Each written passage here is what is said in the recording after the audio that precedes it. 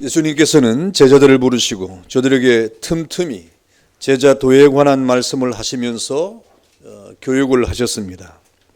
예수님께서는 앞으로 제자들이 복음을 전하는 자들로서 마땅히 가져야 될 자세가 무엇인가를 가르치면서 이 복음의 내용과 전도자로서의 자세를 교훈하신 것이죠. 그리고 복음을 전하는 전도자로서 제자들이 받게 될 앞으로의 핍박과 고난이 따라올 것에 대한 예고와 교훈도 하셨습니다. 이렇게 복음 전파의 현장에는 언제든지 이 세상 속에서 때로는 핍박이, 때로는 고난이 찾아온다고 하는 것이죠.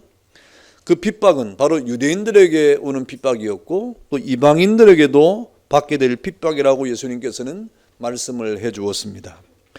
그럼에도 예수님께서는 제자들은 결국 승리할 것인데 그것은 바로 성령의 도우심이 있기 때문이고 또 마침내 구원에 이를 것이기 때문이며 그리고 주님의 재림을 통하여 궁극적으로 하나님의 축복을 받을 것이기 때문에 복음 전파의 현장에 비록 핍박이나 고난이 있을지라도 제자들의 복음 전파는 반드시 승리하게 될 것이다 라고 말씀을 하신 겁니다. 그래서 오늘 본문에 주님께로부터 전도자로 파송을 받은 예수님의 제자들은 오늘 제자로 소명되면서 그들에게 권능이 주어졌고 그리고 사명이 주어졌습니다.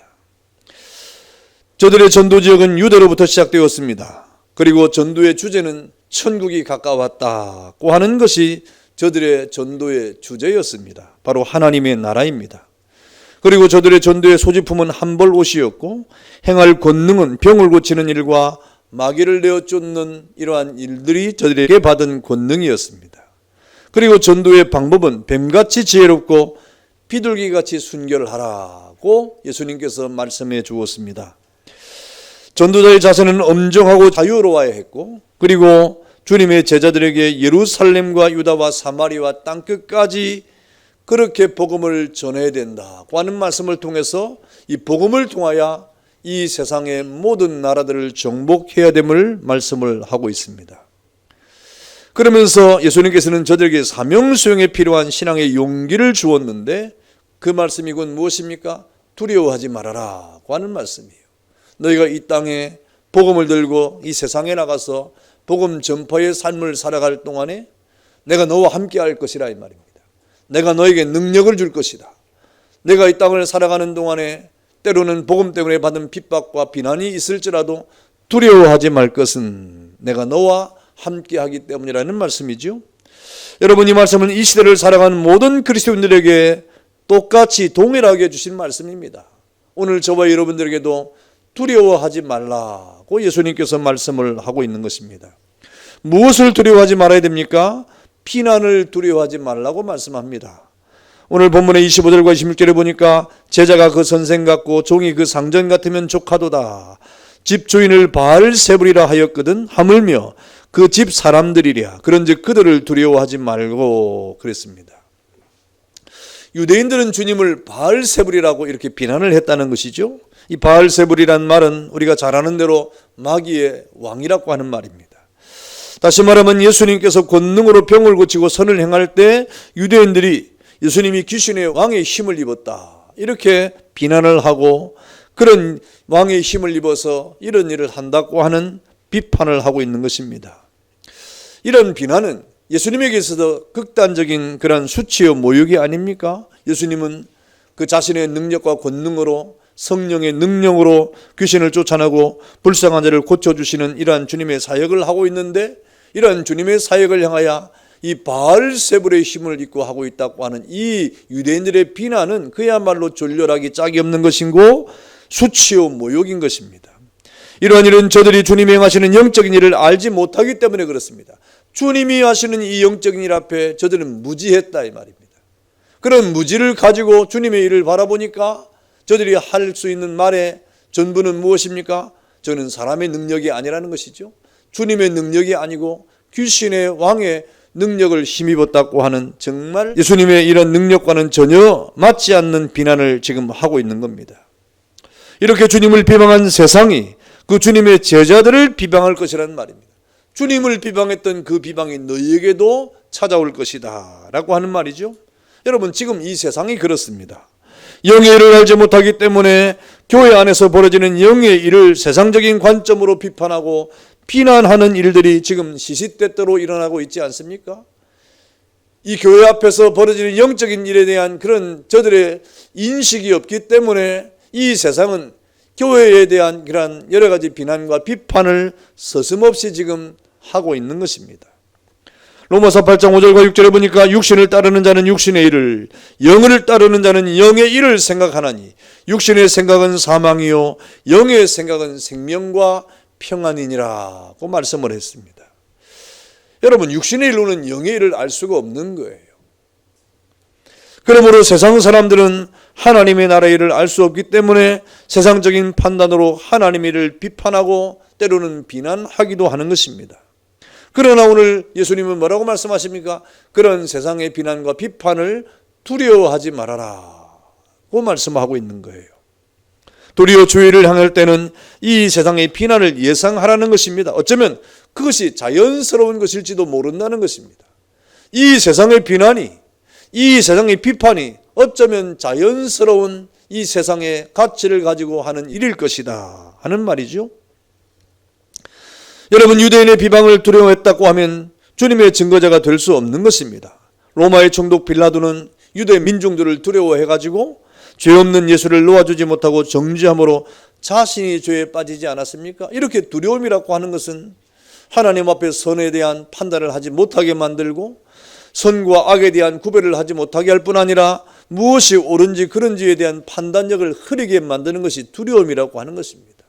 그래서 결국 자신이 그 두려움에 빠진 결과 오히려 그 죄에 빠져버리는 이러한 아이러니를 또 당하게 되는 것입니다.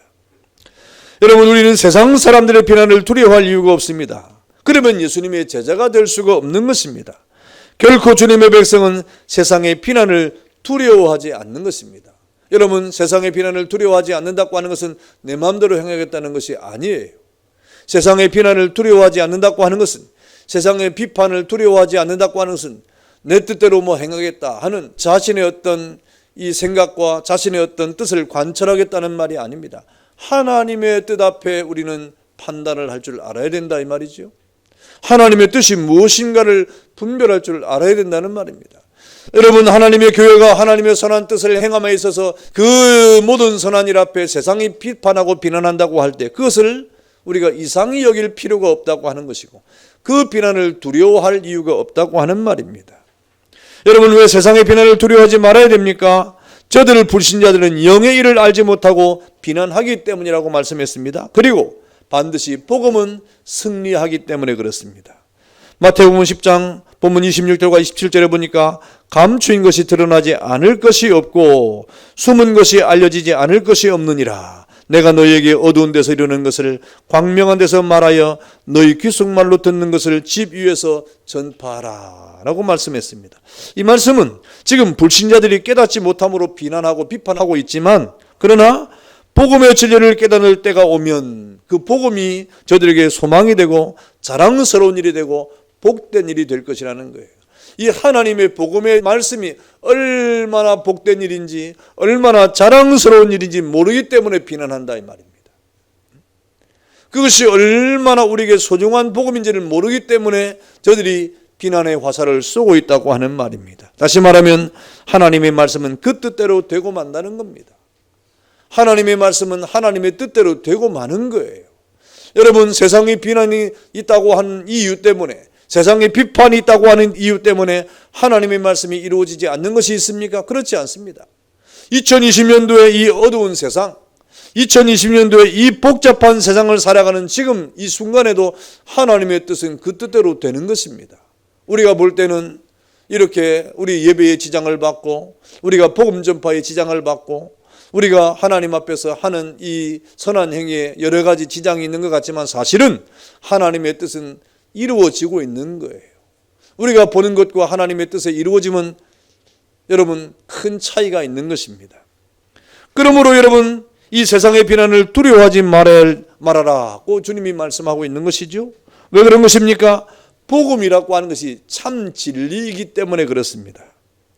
그리고 복음은 만민이 요구하는 필요 불가결한 생명이기 때문에 그렇습니다. 복음이 우리에게 생명이에요.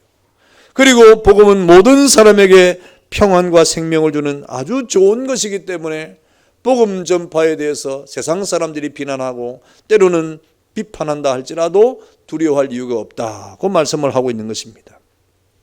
여러분, 그러나 때로는 세상의 비난과 비판이 두려울 수도 있습니다. 아니, 그 자체가 싫어서 피할 수도 있습니다. 뭐 세상 사람들이 그렇게 비판하고 비난하는 거 듣기 싫다 이 말입니다. 또 때로는 두려워할 수도 있는 거예요. 그러나 성경은 우리에게 분명히 말하기를 그런 일들 앞에서도 피하거나 두려워하지 말라고 우리에게 용기를 주고 있지 않습니까? 여러분, 이런 일들은 이 세상에서 자연스러운 일들이라 이 말입니다.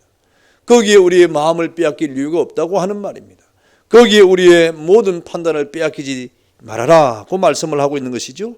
그래서 예수님께서 제자들에게 이렇게 복음 전파에 그 사명을 주고 파송을 하고 복음 전파의 현장에 내보내면서 너희가 세상에 나가면 비난과 비판을 받을 것이다. 그러나 너희는 그 비난과 비판을 두려워하지 말라고 말씀을 하고 있는 것입니다.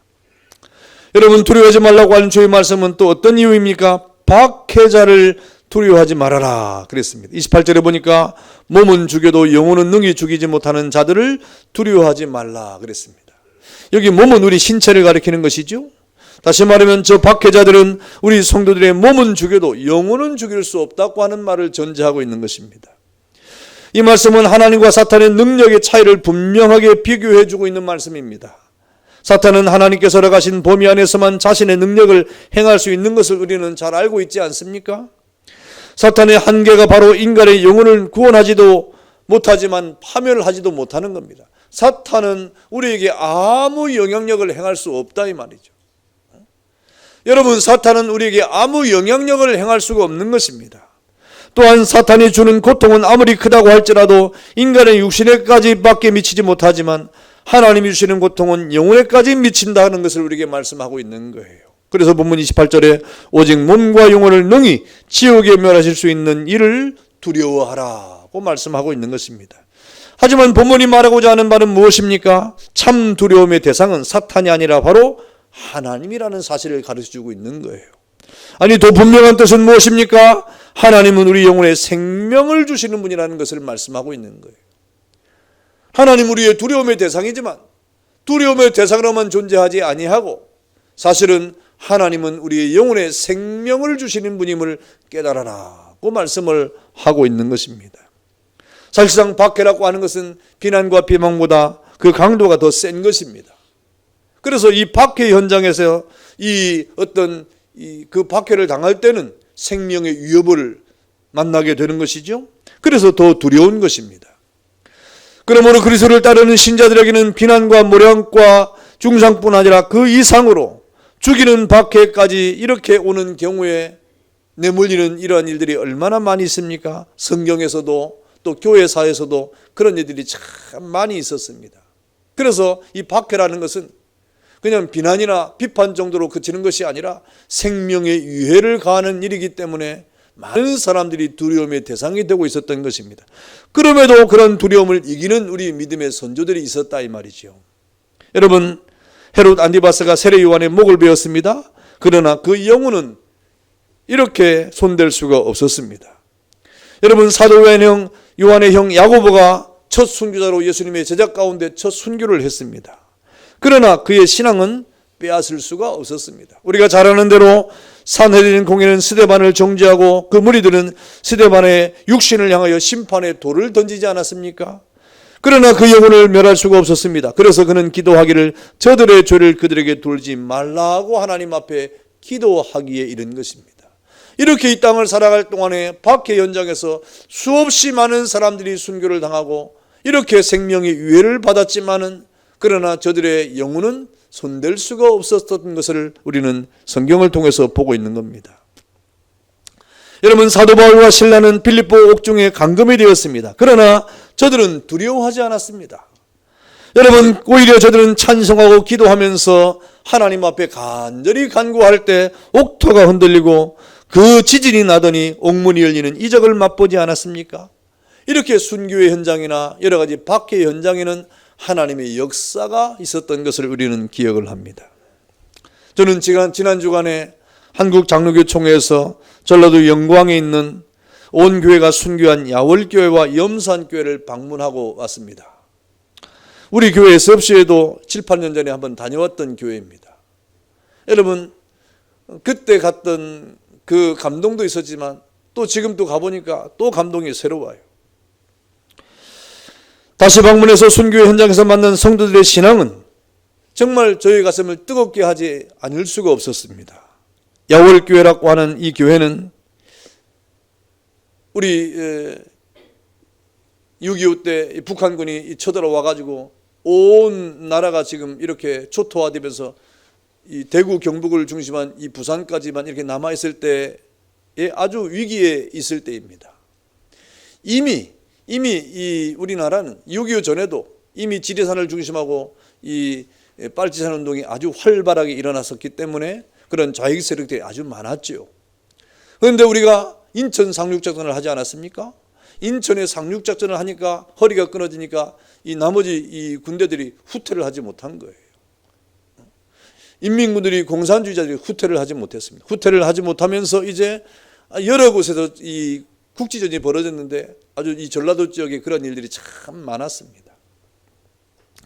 그 중에 하나가 이 영광 있는 야월교회와 염산교회라고 하는 거예요. 가보니까 여러분, 이 야월교회는 65명의 전교인이 한꺼번에 순교를 당했습니다.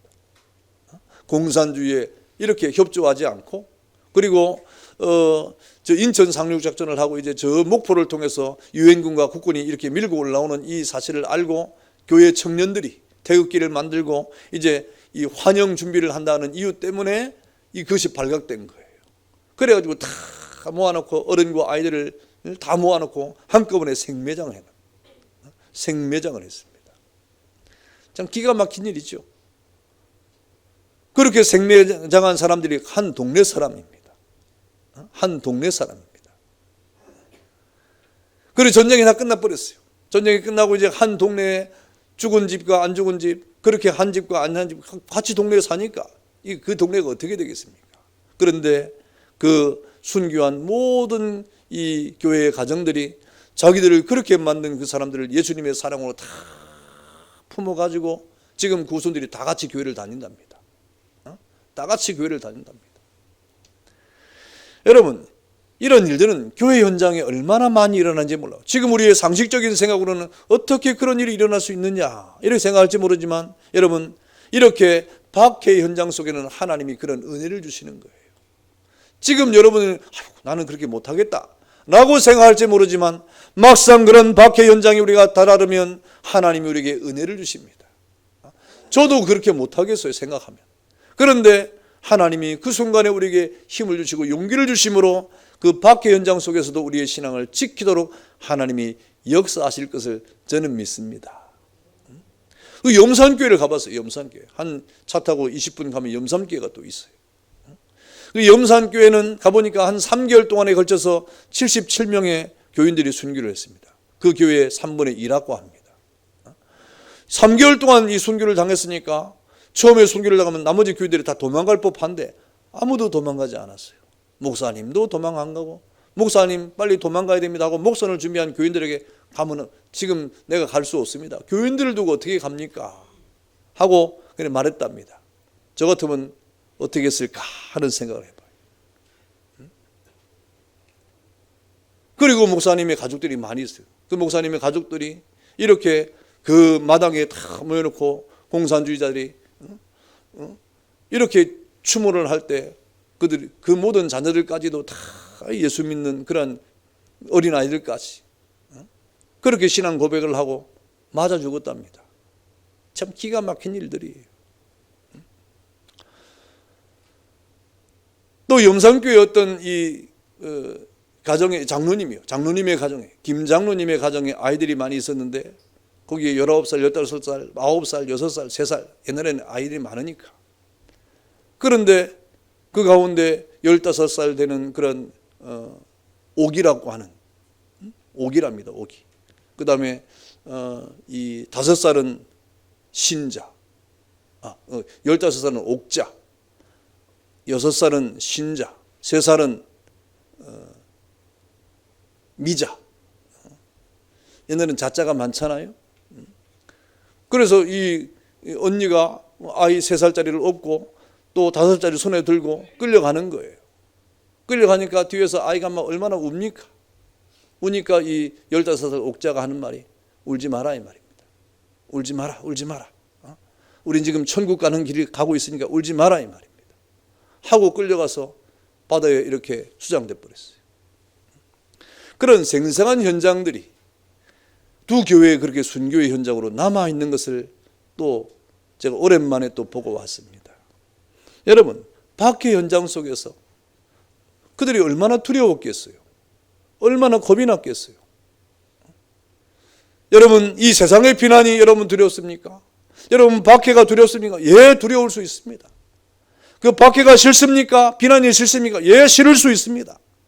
그러나 하나님이 우리에게 은혜를 주시고 우리에게 용기를 주셔서 오늘 주님이 우리에게 하시는 말씀이 무엇입니까? 그런 비난이나 박해 앞에서도 두려워하지 말아라.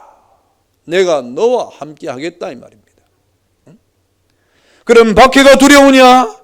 두려워하지 말아라. 나도 그런 박해를 보고 비난을 받았으나 너희도 그렇게 될 것을 내가 알고 있지만은 그러나 그런 박해 앞에 너희는 두려워하지 말아라. 그 말씀을 하고 있는 것입니다. 여러분, 기독교 2000년 역사가 이렇게 다 생생하게 우리에게 기록되고 있지 않습니까? 여러분, 순교 현장에서 죽어간 저들이 왜 두려움이 없었겠습니까? 그러나 그 시간에 하나님께서 힘과 용기를 주신 것입니다. 그 15살 먹은 옥자가 무슨 대담한 그런 담력이 있어가지고 천국 간다는 말을 하겠습니까? 하나님이 그때 그와 함께 하신 거예요. 하나님이 그에게 힘을 주신 거예요.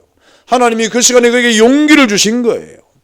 여러분, 하나님 우리에게 시마다 때마다 하늘의 신령한 은혜와 축복을 주시는 분임을 믿기를 축원합니다. 성도 여러분, 사실상 그리스도의 박해는 복음을 더 넓고 깊고 다양하게 전파하려는 하나님의 구원의 섭리인 겁니다. 그래서 순교 현장에는 하나님의 교회가 세워지고 그 핍박의 현장에는 하나님의 복음이 더 전파되고 그 고난의 현장에는 하나님의 복음이 더 넓게 퍼져가는 것입니다. 그래서 그리스도인의 박해를 받을 동안에 복음은 더 넓고 크게 전파되었던 것을 우리는 역사상에서 볼 수가 있는 것입니다. 오늘 주님이 두려워하지 말라고 하는 말씀을 하고 있습니다. 또 무엇을 두려워하지 말라고 하십니까? 하나님의 주권적 섭리를 믿고 두려워하지 말라고 말씀하고 있습니다. 오늘 29절과 31절의 말씀을 보니까 참새 2마리가 한 아사리온에 팔리지 않느냐. 그러나 너희 아버지께서 허락하지 아니하시면 그 하나도 땅에 떨어지지 아니하리라. 너희에게는 머리털까지 다 세신 바 되었나니 두려워하지 말라. 너희는 많은 참새보다 귀하니라고 말씀했습니다. 여러분, 비난을 두려워하지 않는 사람에게, 박해자를 두려워하지 않는 사람에게는 고난이 따라오게 되는데, 여러분, 그러나 그 고난에 두려워하지 않고 이 땅에 믿음으로 살아가면 결국 승리하고 말 것이다. 그러니 두려워하지 말라 이 말이죠. 여러분, 이 말씀은 바로 하나님의 주권적 섭리를 가리키는 말이에요. 본문에 참새라고 하는 것은 우리나라도 있지만 이 팔레스타인에서 가장 흔하고 값이 가장 싼 날짐승입니다. 이 참새는 그다지 이렇게 비싸지 않은 그야말로 가장 싼 거예요. 이렇게 가장 하찮은 참새의 움직임도 하나님의 섭리 가운데 있다고 지금 말씀하고 있는 것입니다. 그것이 참새 2마리가 한 아사리온에 팔린다. 아사리온이라는 것은 노동자의 하루의 일당 가운데 한 끼의 식량을 얻을 만한 그런 아주 작은 그런 액수를 말하는 것입니다. 그러니 하나님의 백성인 성도의 생명이 하나님의 섭리 가운데 있지 않겠느냐 이 말입니다. 저 공중의 나라들에는 이 참새라고 하는 이 가장 하찮은 동물처럼 여겨지는 그런 짐승도 하나님의 섭리 가운데 있는데 하물며 너희의 생명을 하나님이 섭리하지 않겠느냐고 말씀을 하고 있는 거예요. 또한 우리의 머리털까지 다 세신다고 했습니다. 사실 당시에 우리 머리털도 참새처럼 사람의 신체 중에 가장 이렇게 흔한 것 아니겠습니까? 하나를 빠져도 빠지지도 모르고 붙어 있어도 붙어 있는지를 모르는, 요즘에는 머리털이 가장 아주 신경 쓰는 것이 됐지만 이것이 하루에 하나가 빠지던들 무슨 우리에게 큰 의미가 있습니까? 그런데 하나님은 우리 신체의 일부인 머리털을 세신다고 하고 있는 것입니다. 이 말은 그만큼 우리에게 세심한 관심과 보살핌과 사랑을 나타내고 있다는 말이에요. 우리에게 그렇게 세심하신 분이 하나님이라 이 말입니다. 여러분 자신에게 얼마나 세심합니까? 하나님보다는 못할 것입니다. 여러분의 일들 앞에 얼마나 세심합니까? 그러나 하나님보다는 덕도 없습니다. 여러분 자녀에게 얼마나 관심이 많습니까? 그러나 하나님보다는 못한다 이 말입니다. 여러분, 하나님은 우리의 신체 가운데 머리털까지도 다 세심바 된 것처럼 우리를 세심하고도 또 사랑하시면서 우리를 정말 관심 있게 보살펴 주시는 분이 바로 하나님이시라고 말씀을 하고 있는 거예요. 이렇게 우리를 사랑하시는 하나님께서 우리의 배후에 계심으로 제자들이 복음을 전하다가 비록 그들의 육신이 찢기고 상하는 비난과 비판과 또는 핍박을 받을지라도 오늘 주님께서는 두려워하지 말아라. 내가 너와 함께 하겠다 이 말입니다. 내가 너를 도와주겠다 이 말입니다. 내가 너의 하나님이 되어주겠다고 말씀을 하고 있는 것입니다. 왜 그렇습니까? 우리는 그 많은 참새보다 귀하기 때문이다 라고 말씀을 하고 있습니다. 진리를 위해 고난당하는 사람은 육신도 귀하고 영혼도 귀합니다. 그러므로 하나님은 성도의 육신과 영혼까지를 보호하시는 거예요. 여러분의 영혼도 보호할 뿐 아니라 여러분의 육신도 하나님은 보호하시는 분임을 깨닫기를 축원합니다. 그러므로 우리 마음이 약해져서 박해자를 두려워함으로 주를 저버리는 일이 없도록 주님이 지금 당부하고 있는 말입니다. 그러니 너희는 안심하고 혹시 너희 마음이 약해져 가지고 나를 버리려고 하는 마음이 생기든 마음을 다잡고 나를 버리는 일이 없도록 하라고 지금 말씀을 하고 있는 거예요. 여러분, 이 세상의 모든 일들은 하나님의 섭리 가운데 진행되는 것입니다. 성도들에 대한 악인들의 박해까지도 하나님의 섭리의 결과임을 깨달아야 됩니다. 그러므로 하나님의 섭리를 깨달은 성도는 환난이나 핍박이나 박해를 두려워하지 않고 도리어 그 섭리를 깨달은 성도는 승리의 노래를 부르는 그런 자가 되지 않습니까? 그러면서 하나님 우리에게 하시는 말씀이 무엇입니까? 우리가 하나님 앞에 이 땅을 살아갈 동안에 우리에게 감당치 못할 시험을 주시지 않겠다고 말씀하고 있어요. 여러분에게 어떤 시험이 찾아옵니까? 여러분 안심하시기를 바랍니다. 여러분이 이 땅을 살아갈 동안에 혹 시험을 만날 때 하나님은 결코 여러분이 못 이길 시험을 주시는 분이 아니라고 말씀을 하고 있는 겁니다. 또한 시험을 당할 즈음에 피할 길도 주시기 때문에 두려워할 필요가 없다. 시험을 만날 때 두려워할 필요도 없고 그 시험을 피해갈 길이 무엇인가를 여러분 기도하는 가운데 피할 길을 예비하시는 하나님의 은혜의 섭리를 깨달아야 된다고 말씀을 하고 있는 것입니다. 여러분, 우리에게 비방은 물론이고 어떤 환난이나 박해가 닥쳐올지라도 우리가 어떤 박해를 당할지 아무도 모릅니다. 어떤 핍박을 당할지도 모릅니다. 어떤 고난에 처할지도 모릅니다. 그러나 그 어떤 시련과 박해가 올지라도 주님의 말씀을 굳게 믿고 두려움 대신에 담대함과 감사로 승리하는 여러분 되시기를 축원합니다. 두려워하지 말라고 주님이 말씀하고 있는 거예요. 하나님은 여러분을 너무너무 사랑하시고 또 하나님의 섭리 가운데 여러분을 인도하실 것이기 때문에 그렇습니다. 사랑하는 성도 여러분, 제 방에 가면 북한의 성도가 이렇게 아주 한 땀 한 땀 수를 놓은 예수님의 12제자의 마지막 만찬에 그러한 수가 있습니다. 그걸 만든 배경을 들어보니까 제가 러시아 사할린에 갔을 때 사할린에 이렇게 북한에서 온 노동자 그걸 가지고 나와가지고 그걸 파는 거예요. 그런데 그 이야기를 들어보니까 그걸 만들려면 한 달 이상 걸린답니다. 한 달 이상 걸리는데 이렇게 불빛이 새어나가지 않도록 다 차단을 하고 그렇게 한 달을 만드는 거예요. 그 수공이 얼마나 힘듭니까? 그런데 가격은 너무너무 싼 거예요. 그 수고에 비해서 가격은 너무너무 쌉니다. 여러분, 그들이 성화를 그렇게 한 땀 한 땀 이렇게 수를 놓는 그러한 이유가 무엇입니까? 저들에게 신앙이 있기 때문에 그렇습니다. 분단된 지가 아주 오래됐지만 지금도 북한에는 지하교회가 있음을 우리가 알고 있지 않습니까? 그런 박해 속에서도 두려워하지 않고 신앙을 지키고 살아가는 저 북한의 숨은 교회들이 지금 많이 있다고 하는 사실을 우리는 알고 있지 않습니까?